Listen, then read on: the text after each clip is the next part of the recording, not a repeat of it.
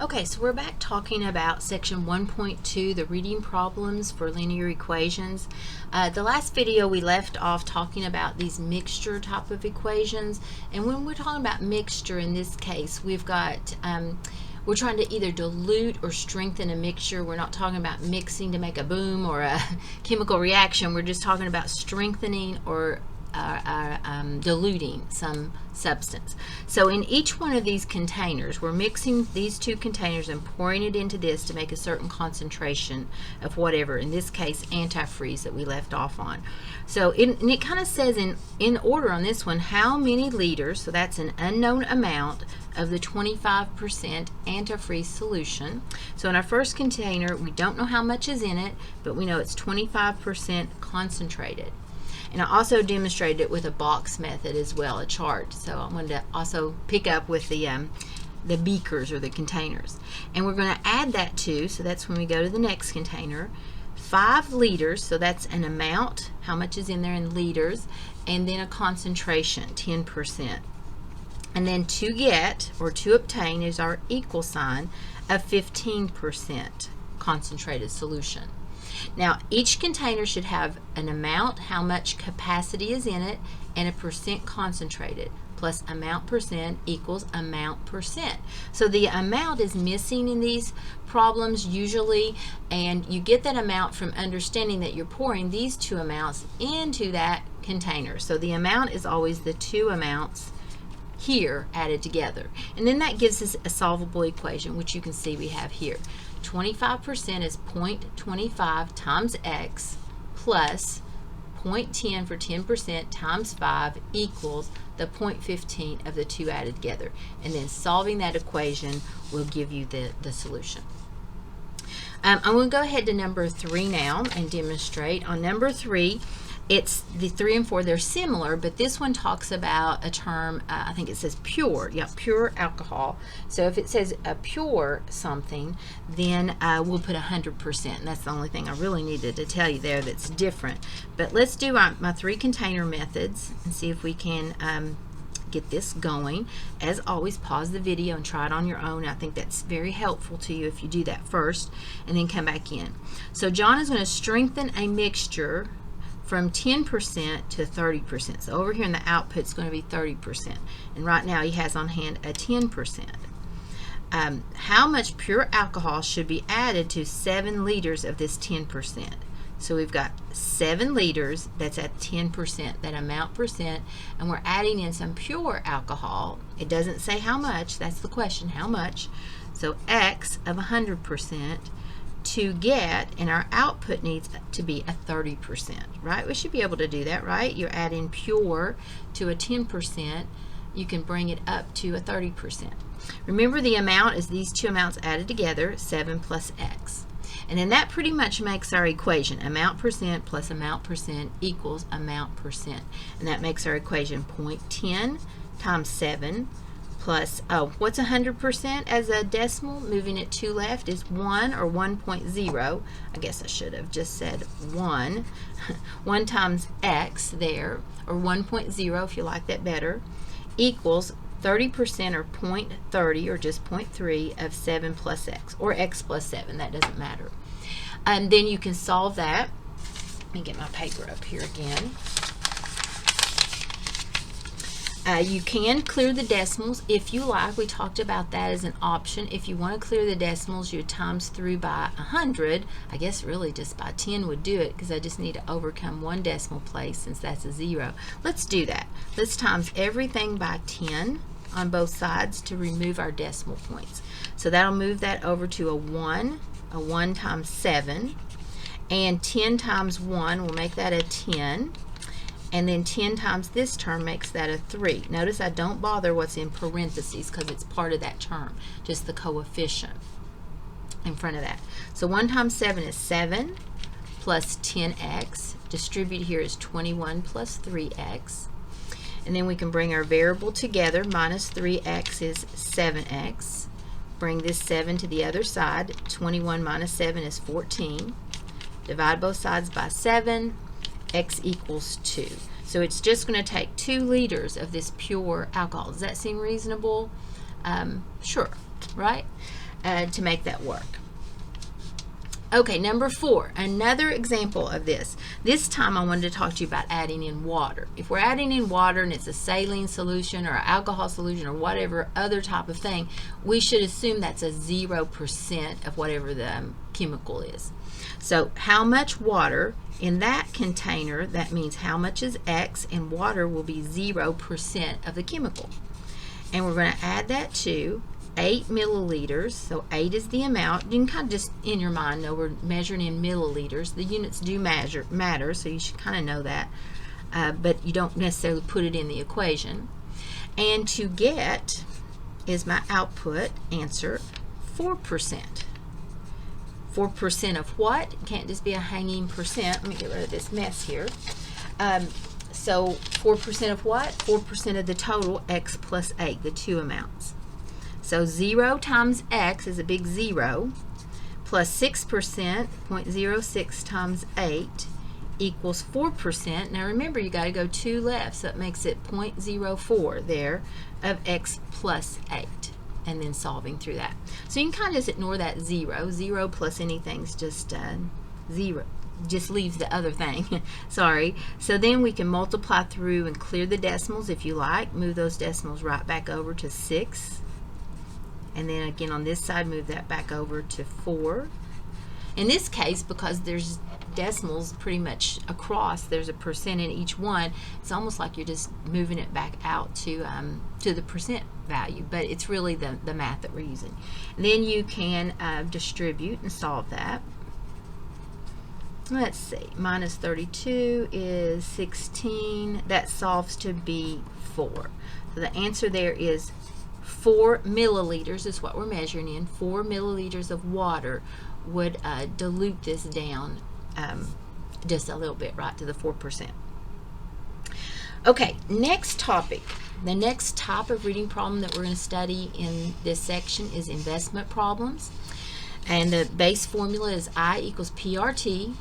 And simple interest, I, is equal to the principal times rate times time. These 3 factors multiplied together make simple interest. You can do these problems very much like the mixture problems, only we're mixing bank accounts in this case. The first 2 boxes should be the interest expressed as the PRT, and when you add boxes 1 plus 2, it should produce the final answer after the equal sign, or the final amount of interest we're trying to achieve. So I won't have a hanging percent on these because it's already in interest format. When we get into reading the problems, you'll see that.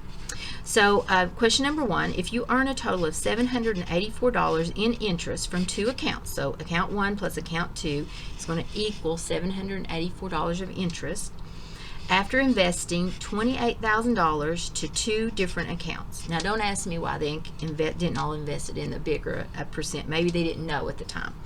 But whatever reason, just to give some math problem, we've invested this in 2 accounts. And then the question is, how much did you invest in each one? And assume that it's just a 1 for time, 1 year period. On all of these, kind of assume it's just 1 for time unless otherwise noted. So the interest in the first account, interest is calculated by principal times rate times time. So those 3 factors multiplied together gives us the interest. So notice we don't know how much money, so that's X, we're investing at 2.4% and for 1 year. So multiplied together though, we'll change that to a decimal by going 2 left, 0.024 times X times 1 would look like this. So that's how we could express interest in account 1. Account 2, you could call it Y. That's another topic for later in our book, but we're trying to keep the same letter, same variable solvable. So I'm also going to use X and express the rest of the money with X. So there was $28,000 total, and I put some money over here, and I called that X. So the rest of the money goes over here, which would be $28,000 minus whatever that is, minus X. So that would express the principal invested. The rate, the other rate was, oh, that's a typo.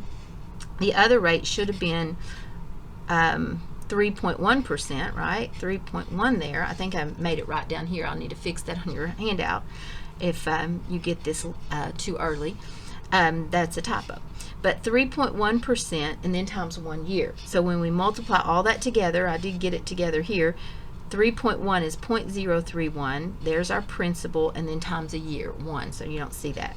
So this interest plus this interest should total the 784 given, and then here's your equation. You can solve that for x. We're just going to say we did, and we got $12,000 for x. So $12,000 is the amount invested at x, which was the 2.4% account, and that would make $16,000. The rest of the money, remember, it has to add up to 28. So 12,000, because 28,000 minus the 12 we used up would equal 16,000 left over. So 16,000 at the 3.1% to answer that. All right, so go ahead and try the next one if you want to pause the video to do that. That's what I would ask you to do. But I'll keep rolling. We're going to do the same thing. This time I think I'll put it in kind of the container idea. I think that kind of helps me conceptualize it, see it better. We've got the two accounts, or money bags, you might think of it as, and we're going to add together to get a final output. This time we want a final output of 4340 interest. Notice there's no hanging percents in these. It's already in an interest form, so there's just one value there. But over here, I'll need your principal, rate, and time multiplied together, giving me the interest here. Same thing here, interest here. Interest plus interest equals total interest. All right, so Linda, she's won $200,000 in the state lottery. She's going to pay her income tax 30%, so we need to take that off before she gets to invest it. Then she's going to invest some of the rest of it at 1.5% and some at 4%. So sort of like the last one, we're going to divide the money up, but it doesn't tell us exactly how much in each one. Okay, so first of all, I'm going to take my $200,000, times it by 30%, and pay my taxes. So take your calculator and multiply that up.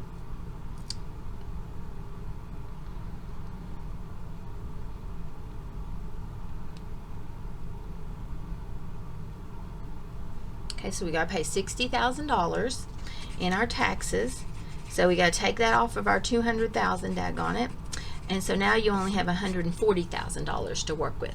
So we're going to put some of it in, and it doesn't matter which one you call X if you're wondering that. Some here, and the rest, which would be $140,000 minus X. So that would be our principal, unknown amount, and then the rest of it. Then we've got one account paying 1.5% and one account paying 4%, and we're assuming just 1 year here, so times 1. Then you multiply this together, add, equals, just like the ones before. So what's 1.5% as a decimal? Go 2 left, it's 0.015 times X times 1, so we can leave off the times 1, right? And then here, 4% will make that 0.04 times 140,000 minus X times 1 equals 4340. And then you can clear the decimals if you want, although I'm not sure I recommend it here. It just makes the numbers huge, and they're already kind of big. So, I mean, it's up to you if you like clearing the decimals. It would take 3 places. We'd have to move that one, make it 40, and then you have to move this one too. You know, it has to be equal, keeping the balance. So even though this one doesn't look like it needs it, you still have to add 3 zeros on the end of that. All right, I'm just going to leave the decimals. Sorry about my phone. So I'm going to multiply 0.04. I can get this off my calculator. 0.04 times 140, 1, 2, 3, and I'll call my people back if you're worried, is 5,600. So this times this, distributing, and then this times this would be 0.04 times X. And now we've got that part done. Then what else do we need to do? Do we have any like terms? We sure do. We have some variables on the same side here. So we need to say 0.015 and minus 0.04 equals negative 0.025x. Then the constant I'm going to take to the other side, minus 5,600. Oh, I'm getting these negative numbers. I try to avoid those, but it's happening. We can do it, right? We get negative 1260. And then to solve that, notice there's negatives on both sides. So the negative will cancel itself out. If you were worried about that negative number, you know, for money, we wouldn't want that. So 1260 divided by 0.025, and the negatives cancel out, is 50,400. So that is our answer for how much we invest at 1.5%, and then we'll do 140,000 minus that to see the 4%. All right, hope that helps.